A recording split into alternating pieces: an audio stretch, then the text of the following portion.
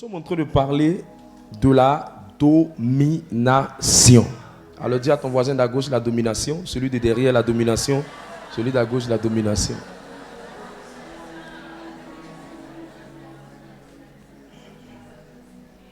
Beaucoup de personnes veulent dominer, mais Dieu ne peut pas les aider. Dieu n'arrive pas à les aider à dominer.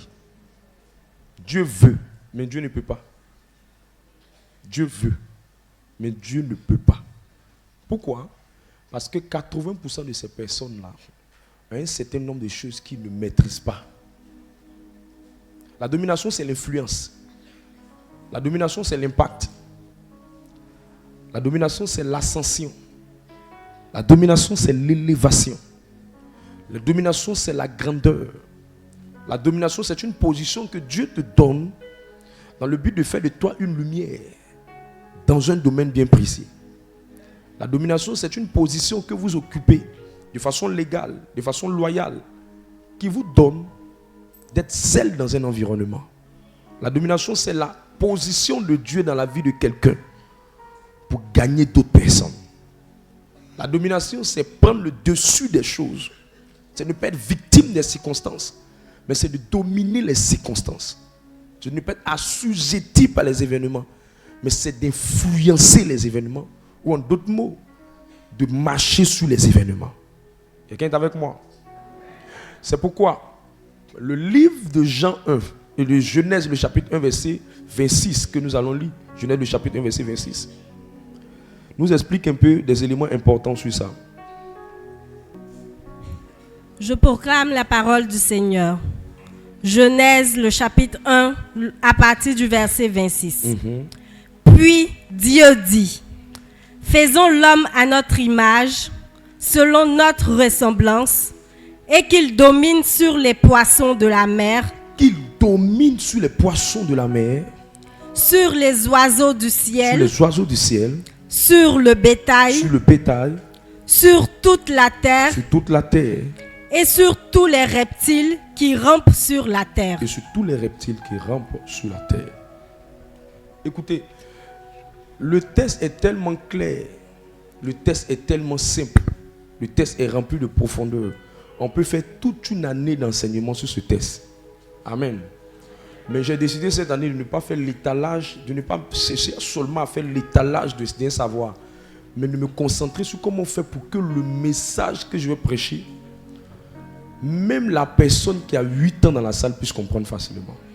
Quelqu'un est avec moi? Écoute-moi bien.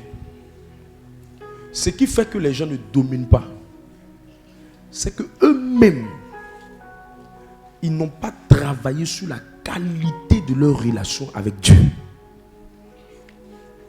Ce qui fait que les gens ne dominent pas, eux-mêmes, ils n'ont pas pris la peine, ils ne se sont pas efforcés, ils n'ont pas demandé l'aide de Dieu pour travailler sur leur relation avec Dieu. Et le résultat de toutes ces personnes qui n'ont pas travaillé sur la qualité de leur relation avec Dieu, c'est que hier, ils étaient dans une certaine position. Et à un moment donné, ils ont perdu cette position. Certains parmi eux sont appelés les anciens riches. Certains parmi eux sont appelés les anciens mariés. Certains parmi eux sont appelés les anciens prospères. Certains parmi eux sont appelés les anciens dans telle chose. Leur vie, la partie meilleure là, ne se conjugue que dans le passé. Pourquoi? Parce que ce qui était le problème de leur vie, c'est qu'ils se sont contentés de la quantité, mais n'ont pas travaillé sur la qualité.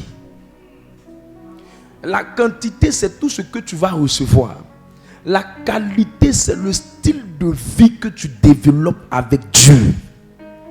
Et je suis venu parler à quelqu'un aujourd'hui, ce soir. Si tu ne travailles pas sur la qualité de ta relation avec Dieu, tu es un chrétien papillon. Si tu ne travailles pas sur la qualité de ta relation avec Dieu, tu es en train de perdre de temps. Si tu ne travailles pas sur la qualité de ta relation avec Dieu, tu es en train de perdre le temps. Parmi les chrétiens, il n'y a personne qui est plus grand que l'autre. La seule différence entre nous est juste au niveau de la qualité de notre relation avec Dieu. aussi longtemps que ta relation avec Dieu n'est pas de qualité, frère, tu vas avancer pendant un temps, mais tu n'avanceras pas pendant longtemps. Ce que Dieu attend de toi, ce n'est pas une vie chrétienne en quantité. Ce que Dieu attend de toi, ce n'est pas de porter le titre d'une église. Ce que Dieu attend de toi, ce n'est pas de t'auto-proclamer chrétien.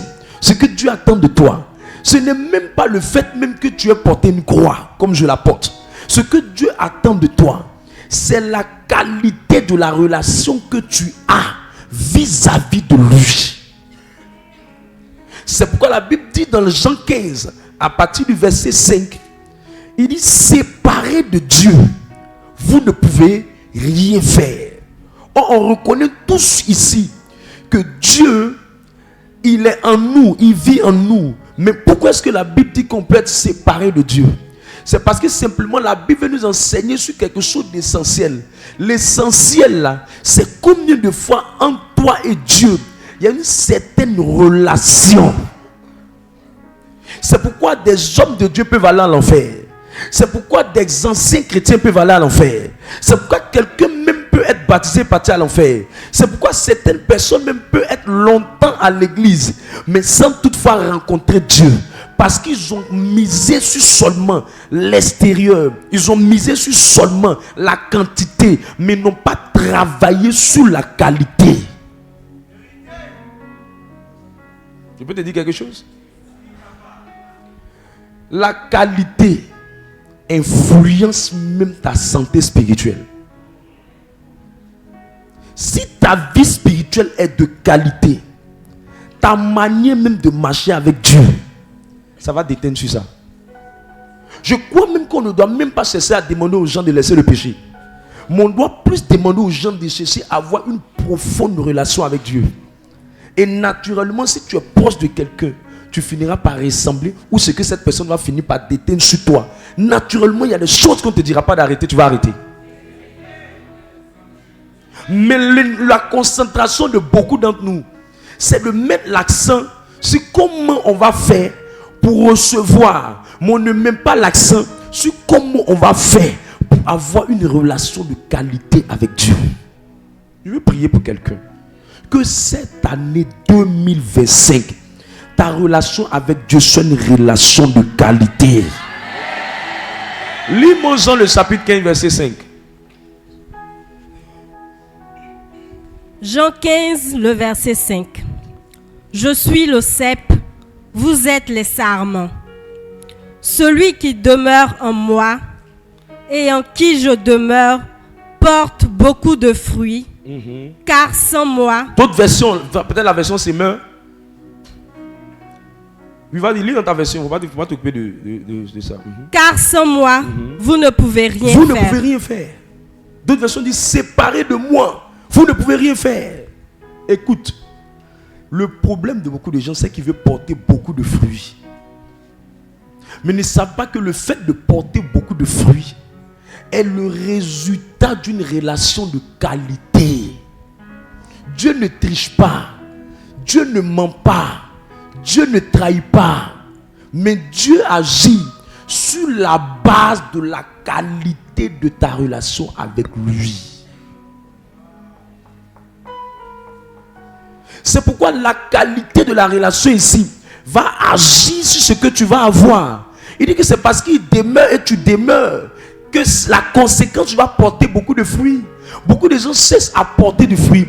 Beaucoup de gens cessent à avoir le succès. Beaucoup de gens cessent à avoir les choses. Mais peu de personnes se demandent: est-ce que la relation que j'ai avec Dieu est aussi satisfaisante pour que les fruits en découlent? Tu ne peux pas servir un Dieu riche et te poser la question sur la richesse. Le but d'un enfant de Dieu n'est pas de se demander à son papa comment il va faire pour lui donner. Mais le but d'un enfant de Dieu, c'est de tout faire pour qu'il puisse avoir une certaine relation proche, propre entre son père et lui. Tu es avec moi? Maintenant, le mystère qui est derrière. Je peux te donner le mystère qui est derrière. On peut être physiquement à l'église sans être spirituellement proche de Dieu. Je dis quoi? On peut être physiquement à l'église sans être spirituellement proche de Dieu. C'est de ça qu'est sorti que le rapprochement physique n'est pas le rapprochement spirituel.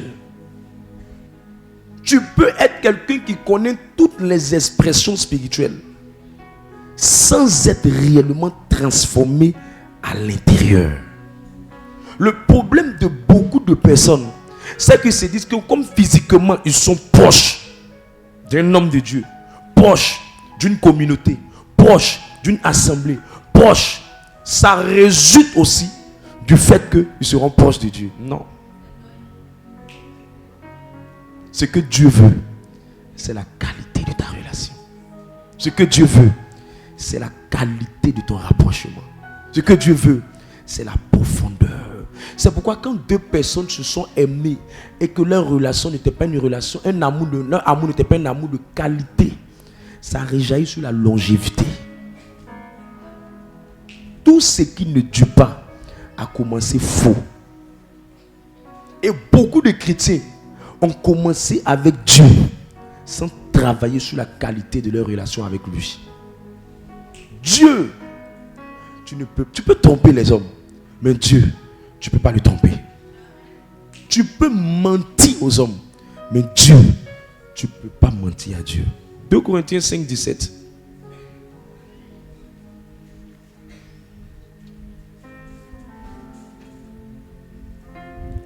« 2 Corinthiens 5, le verset 17. Si quelqu'un est en Christ, il est une nouvelle créature. Les choses anciennes sont passées. Voici, toutes choses sont devenues nouvelles. » Écoutez, il y a des gens, leur passé les poursuit. Ça veut dire que ce qu'ils ont vécu les années passées est toujours en train de revenir dans les années présentes. Tu sais, la solution à ça, c'est quoi? C'est de ne pas chercher à chasser ton passé. C'est de chercher à approfondir ta relation avec Dieu. Pour que cette relation-là finisse par affecter ton passé. C'est pourquoi il a dit que si quelqu'un est en Christ, il devient nouveau. Ce qui fait place à la nouveauté, c'est la qualité de ta relation avec Dieu. Ce qui fait place à de nouvelles expériences, c'est la qualité de la relation avec Dieu. J'ai vu beaucoup de chrétiens. On a l'impression, ils sont devenus chrétiens, mais on a l'impression que les mêmes choses qu'ils vivaient dans le passé, là, dans la vie païenne, est toujours en train de revenir dans leur vie. Et j'ai posé la question au Seigneur, mais pourquoi ce sont des choses arrivent? Dieu dit le vrai problème, c'est que eux-mêmes, ils n'ont pas une relation de qualité avec moi. Beaucoup de gens connaissent le nom de leur église, de leur assemblée, de leur communauté, de leur père spirituel. Mais peu de personnes ont pris la peine de mesurer la qualité de leur relation avec le Seigneur. Je peux te dire quelque chose? Tu veux que je te partage ça? J'ai vécu une expérience, un moment dans ma propre vie chrétienne. Je priais, je jeûnais, je marchais avec Dieu selon mon entendement. Et j'ai vu un beau matin dans ma vie. J'ai demandé au Seigneur, quelle est ma relation, mon niveau avec toi? Frère, j'ai été choqué. Le rêve que j'ai fait, le rêve là m'expliquait combien de fois Dieu était à une certaine distance de moi. Et quand j'ai fait ce rêve et que j'ai vu Dieu à une certaine distance de moi, j'ai fini par me rendre compte que tout ce que j'étais en train de faire me révélait que moi et Dieu, on n'avait pas une relation profonde.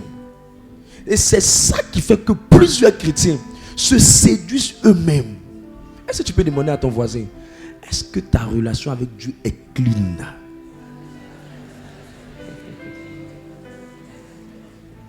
Il dit quoi ton voisin?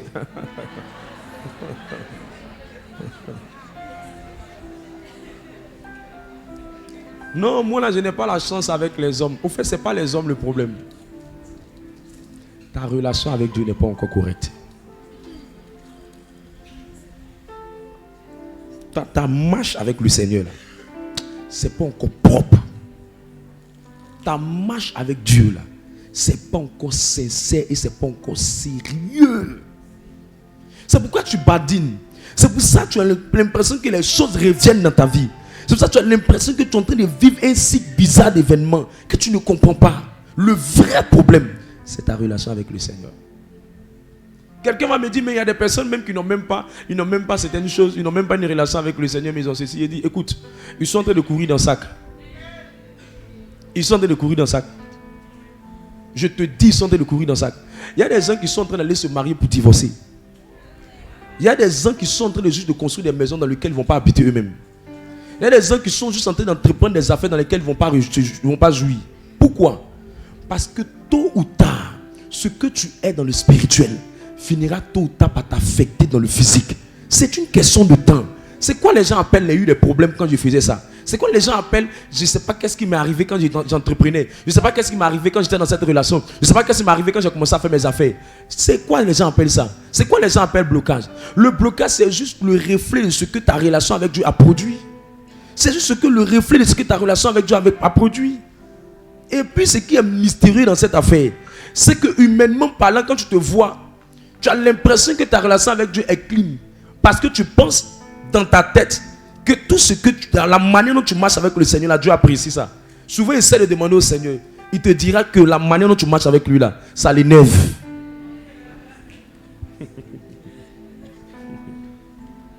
Je vais t'aider avec un texte. Matthieu, le chapitre 7, verset 24.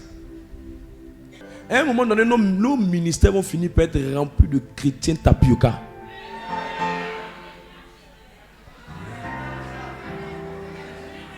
Et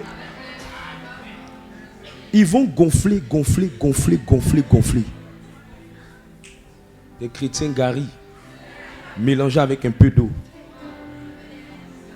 Mais à l'intérieur, il n'y a rien. Il est vide. Et un petit sorcier le voit, il est tendu comme ça. Fiou, c'est fini, tombe. Je prêchais ce message à la belle des milliardaires, un papa. Je lui disais, travaille sur ta relation avec le Seigneur. Il ne m'écoutait pas. C'est une dame qui l'a tué. Il a construit un immeuble. Il a vu l'immeuble. Mais il n'a pas dormi dans l'endroit. Chaque fois que spirituellement c'est pas au top, ça va te rattraper devant. Quand je vois des gens actuellement qui sont en train de sauter, en train de bâtir des foyers, et puis je vois certaines personnes qui vont aller s'asseoir et vont s'aimer avec tout le temps là pour laver le chocoto du gars. Et puis il y a une fille qui est en train de travailler sur sa relation avec Dieu. Et puis c'est elle qui va marier. Aussi simple.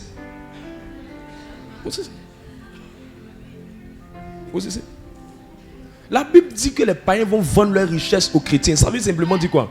Ça veut simplement dire qu'il y a des choses que certains païens vont faire là. À la fin, là, c'est fini de donner ça aux chrétiens parce qu'ils auront des problèmes qu'ils ne vont pas pouvoir comprendre.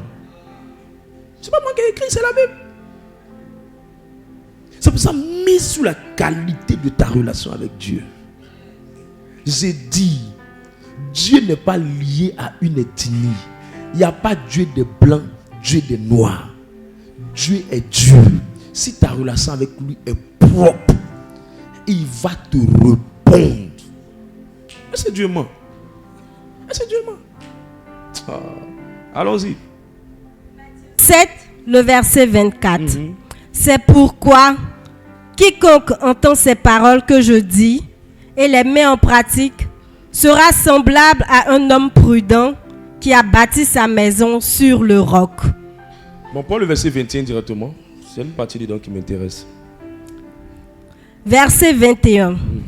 Ceux qui me disent Seigneur, Seigneur. Ça veut dire que le texte là parle des chrétiens. Seigneur, Seigneur, ça veut dire que ça parle des chrétiens. Parce qu'un païen ne peut pas dire Seigneur, Seigneur. N'entreront pas tous dans le royaume des cieux. Mais celui-là, seul qui fait la volonté de mon Père qui est dans les cieux. Verset 22. Plusieurs me diront en ce jour-là, Seigneur, Seigneur, n'avons-nous pas prophétisé en ton nom? Ils ont prophétisé. Ils ont eu des visions, ils ont eu des sons, ils ont eu des révélations. N'avons-nous pas chassé des démons par ton nom? On a fait même des délivrances.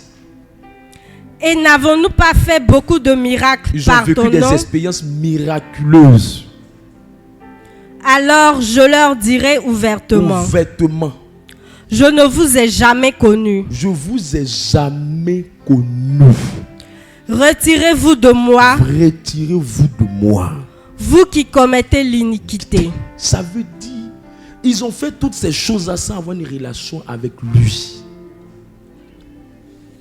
À force de passer beaucoup de temps avec quelqu'un qui fait la cuisine, tu peux finir par avoir l'odeur de la nourriture qu'elle prépare. Mais ça ne veut pas dire que tu es cuisinier.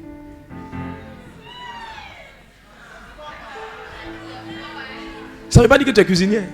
Tu sais, tu peux donner un ministère comme ça, et puis nous on est en feu. On est en feu, on est en feu.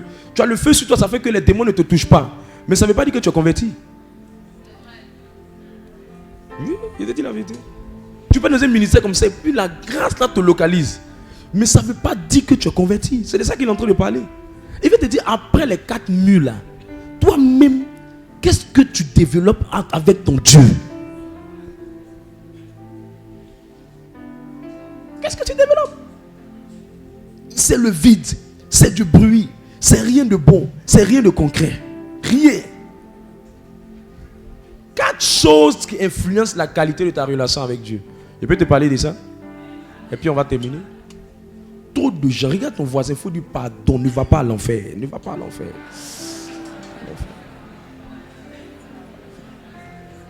Il faut lui dire pardon, ne te séduis pas. C'est une séduction de penser que tu as une bonne relation avec le Seigneur. C'est une séduction. À une étape de ma vie, je suis là, je demande au Seigneur après une retraite, Seigneur, à quel niveau je suis avec toi? Il me dit, tu aimes encore le monde.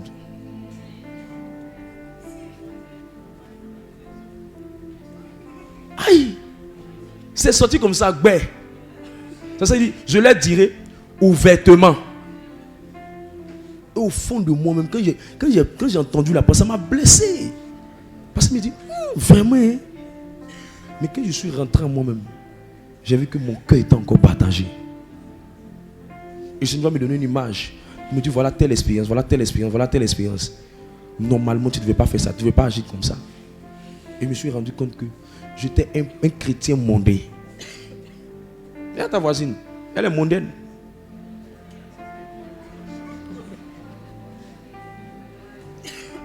Pourquoi je t'amène à ce niveau-là? Je t'amène à ce niveau pour te faire comprendre que Dieu veut t'amener loin. Hein? Mais le problème de Dieu, c'est est-ce que c'est toi qui as influencé le monde ou c'est le monde qui a t'influencé? Tu es là ou bien tu es parti à la maison?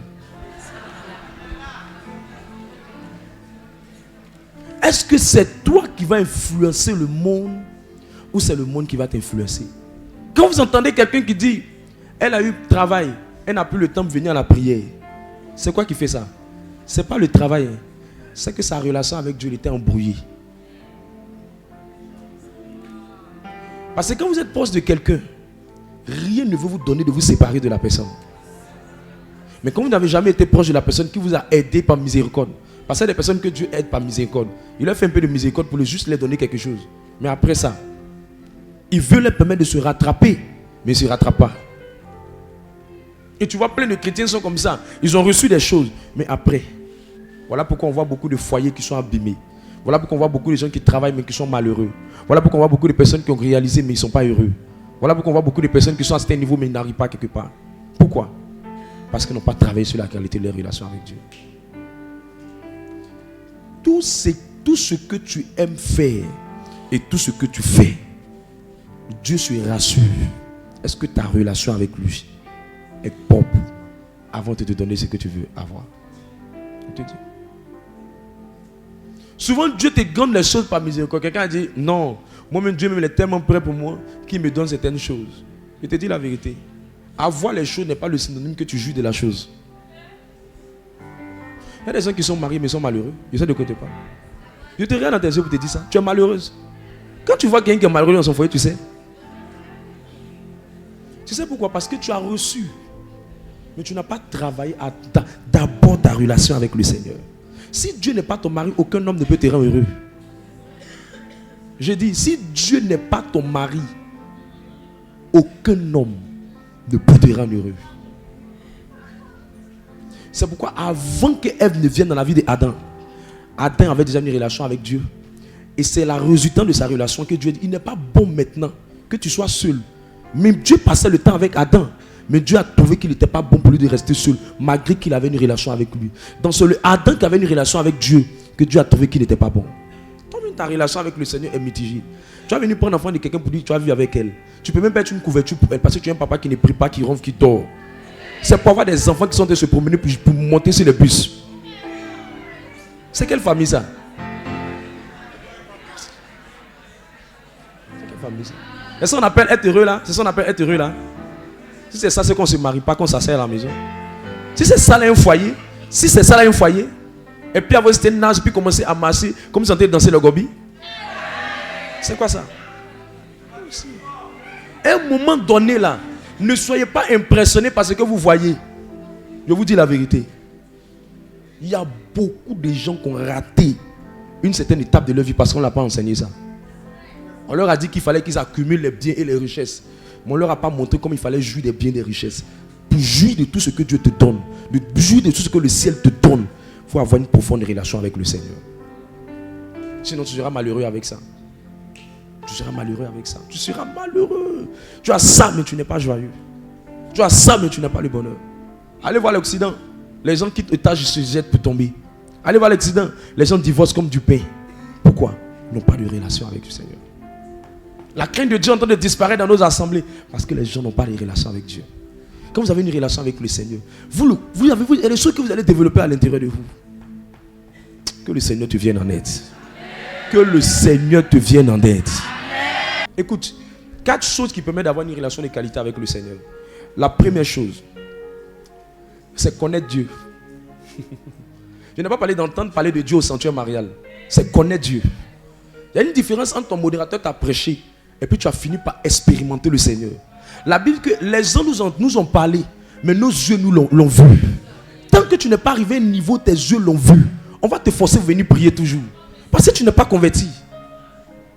Mais quand Dieu t'a déjà vu, je me rappelle que j'étais prédicateur de l'évangile, je prêchais. Mais je connaissais le Dieu qui guérissait, qui délivrait. Mais je ne connaissais pas le Dieu qui permettait à quelqu'un d'avoir l'argent. Voilà pourquoi un bon matin je prêchais. Et puis mon pantalon s'est percé. Pouf. Et la soeur est venue, la soeur dans le ministère est venue avec un pain. Et puis elle m'a protégé. Et puis je l'ai regardé pour savoir si elle a vu ou n'a pas vu. Et c'est vrai qu'elle est venue m'aider, mais il ne faut pas qu'elle voie. Parce que si elle voit, c'est bizarre pour moi. Donc ma question n'était plus, est-ce que le peuple n'a pas vu? Donc je suis partagé. Peut-être le peuple a vu, peut-être elle a vu. Donc j'étais déconcentré. Dès le moment où je prêchais, mais j'étais dans une position un peu bizarre. Mes amis, j'ai vu la galère. Tellement que j'ai vu la galère, je me suis rendu compte à un moment donné que je ne croyais pas que Dieu pouvait donner l'argent. Je faisais les calculs pour dire si Dieu va donner l'argent, non, est-ce qu'il peut? Quand j'ai expérimenté le Dieu qui peut aider, quand on crie à lui, il répond. C'était scolarité de 1,50 million francs. Quand j'ai vu Dieu a permis que j'ai payé 1,50 million francs, j'ai dit la vérité. Même s'il n'y a pas peuple de Dieu, personne ne me fait douter que Dieu peut me donner l'argent. Il n'y a pas. C'est ça qu'on appelle rencontrer le Seigneur.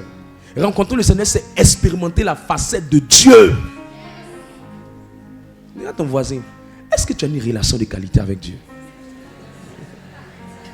Quand j'entends quelqu'un, mon travail me prend le temps. Tu n'as pas rencontré le Seigneur, tu n'es pas converti. Tu n'as pas idée. Il y a plein de papas qui sont en Hongrie là. Ils ont travaillé comme toi. Mais ils sont finis malheureux. Et tu n'as rien à créer. Travailler à la CIE là, beaucoup ont eu ça. Travailler dans la banque là, beaucoup ont eu ça. Travailler dans ceci là, beaucoup ont eu ça. Travailler venir à 19h là, beaucoup ont eu ça. Ils sont devenus quoi? Il n'y a rien de nouveau sur le soleil. Il n'y a rien qui sont devenus quoi? Oh, c'est ça ce que Dieu marque la différence avec toi. Tu es encore dans les excuses. C'est parce que tu ne connais pas le Dieu qui peut permettre à quelqu'un d'avoir un travail, de le suivre. Et puis Dieu l'élève pour lui donner quelque chose de plus grand et de meilleur. Tu n'as pas encore expérimenté ce Dieu-là. Si tu l'expérimentes, on ne parlera plus. Si tu l'expérimentes, rien ne va te faire douter. J'ai vu Dieu. J'ai vu Dieu m'aider sans fidèle. J'ai vu Dieu. J'ai vu Dieu, Coco Vico ici, Star 10. Quelqu'un est venu compter 6 millions. Ce n'est pas quelqu'un qui m'a aidé. J'ai vu Dieu. Un matin à 8h. J'ai vu Dieu me mettre à quelqu'un de me donner 6 millions. Je connais Dieu. Tu ne le connais pas. Quand je vois quelqu'un qui pleure, mon travail. Je vois un malheureux qui ne connaît pas le Seigneur. Parce que je le connais. Quand tu vois un gardien qui est devant un endroit et qui a fait un médicament, et puis il est capable de dormir, c'est parce qu'il connaît la capacité de son pouvoir. Toi, tu connais ton Dieu, mais tu n'es pas serein. C'est que tu ne le connais pas. Tu ne le connais pas. Voilà pourquoi on a beaucoup de chrétiens inconvertis. C'est ça qui fait que tu es paniqué. Tu es paniqué pour les communes de 1000, 150 000, 200 000, 300 000, 400 000. Alors que le ciel est en train de te réserver l'or et l'argent. Ma prière, c'est que tu connaisses Dieu. Ma prière, c'est que tu arrives à un niveau où toi-même là, on ne te dit pas. Tu dis, j'ai entendu parler, mais mes yeux l'ont vu. Je veux que tu arrives à ça. Quand tu n'arrives pas à ça là, on va beau te parler, tu ne vas pas comprendre. On va beau. J'ai vu un papa qui combattait tout ce qui était renouveau charismatique. Il est tombé malade. Et il est devenu aussi un grand évangéliste, un grand homme de Dieu. Il était malade. Et il a vu dans sa chambre un ange qui est venu. Et l'ange lui a dit, je te donne la guérison. Depuis ce jour-là, on ne lui dit pas que prier est bon. Lui-même là, il sait. Tu sais, tu ne l'as pas encore rencontré. La première chose qui te permet d'avoir une relation de qualité avec le Seigneur, ou la chose la plus essentielle, c'est de rencontrer le Seigneur. C'est pour ça qu'il dit, vous avez fait toutes ces choses, mais vous ne me connaissez pas. Éloignez-vous de moi. Je ne vous ai jamais connu. Que Dieu te vienne en aide. Que Dieu te vienne en aide. Que Dieu te vienne en aide. La deuxième chose rapidement qui permet d'avoir une relation de qualité avec le Seigneur, c'est comprendre la parole de Dieu. Tu sais, tu peux entendre, mais c'est la compréhension qui te donne la force d'appliquer. Est-ce que vous savez que quelqu'un peut être à l'église pendant 10 ans et puis il fait la messe, on se lève hostie, mais ça ressemble à répétition de chorale pour lui. Il ne comprend rien. Je sais de quoi je vous parle. Moi j'aime dire la vérité, c'est les gens qui ne veulent pas dire la vérité. Ils blaguent beaucoup de gens. C'est pour ça que beaucoup de personnes sont en train de prêcher pour aller à l'enfer. Ils ne disent pas la vérité aux gens. Et vous savez qu'il y a des personnes qui sont dans l'église, ça fait 10 ans, mais ils ne savent même pas tout ce qu'on fait, ça sert à quoi. Eux, chez eux, on est venu s'asseoir, s'élever, jusqu'à la dernière bénédiction quand le Père a dit, allez dans la paix du Christ, c'est fini. Mais il ne comprend rien. Il ne comprend rien. Il ne sait pas ça sert à quoi. Pourquoi on fait ça? Pourquoi on fait ça? C'est ce qu'on appelle la compréhension. C'est la qualité de la compréhension qui détermine la qualité de ton application. C'est ce que vous comprenez qui vous change. Ce n'est pas ce que vous entendez. La vraie définition de la foi ne vient pas uniquement de ce qu'on entend. La définition basique, c'est que la foi vient de ce qu'on entend et qu'on comprend. Parce que tu peux entendre, mais si tu n'as pas compris, tu ne peux pas faire. Quelqu'un commence à dire de dire là? Tu n'as pas compris.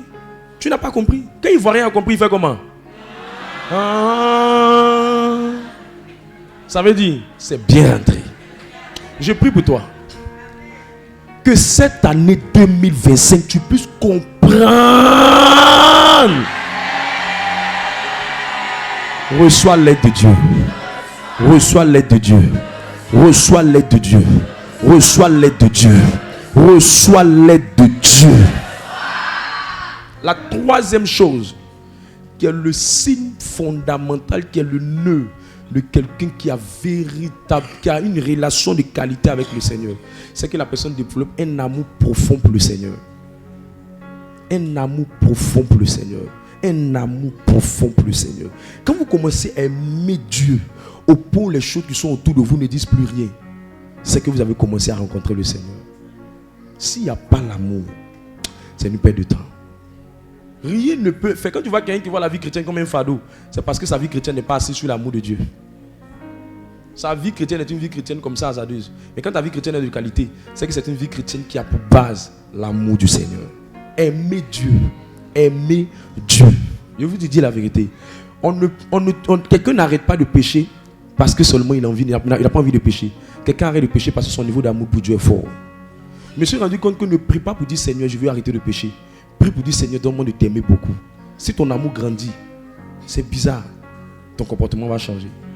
C'est pour ça que remarquez même les filles, le garçon que tu es fan de lui là, tous les autres garçons quand tu causes avec eux, tu les taquines. Lui que tu es fan de lui là, quand il vient vers toi là, tu as une manière de te comporter là. Tu sens que c'est ton gars qui est là qu'on fait d'une manière. Ça modifie ton comportement. Tu es un peu sérieux d'une certaine manière là. Il y a un peu de respect. Tu ne fais pas comme tout le monde.